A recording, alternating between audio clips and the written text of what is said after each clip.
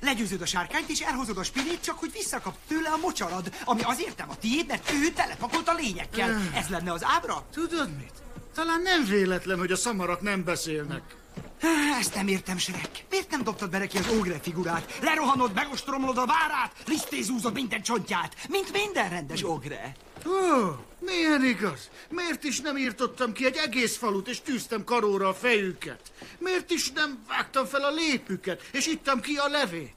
Ugye ez jól hangzik? Nem igazán, nem. Csak hogy tudd, az ogrékban sokkal több van ám, mint hiszik. Például?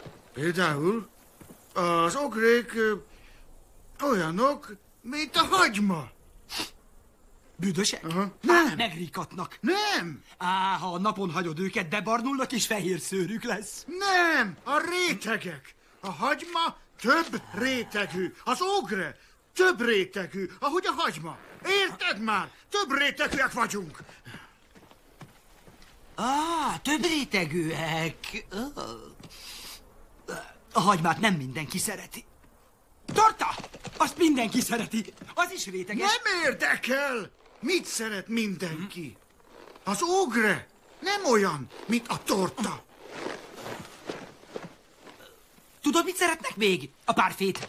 Találkoztál olyannal, akinek azt mondtad, együnk egy kis párfét, és azt mondta, nem, utálom a párfét. A párfé isteni. Nem! Te hegyügyi, bosszantó kis igafonó barom! Az ogre, mint a hagyma! Itt a vége! Viszlát! Halászolgája!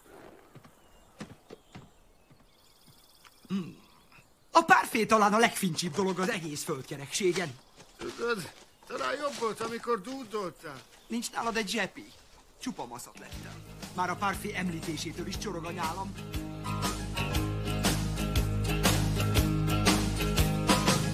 I'm on my way from misery to happiness to thee. I'm on my way from misery to happiness.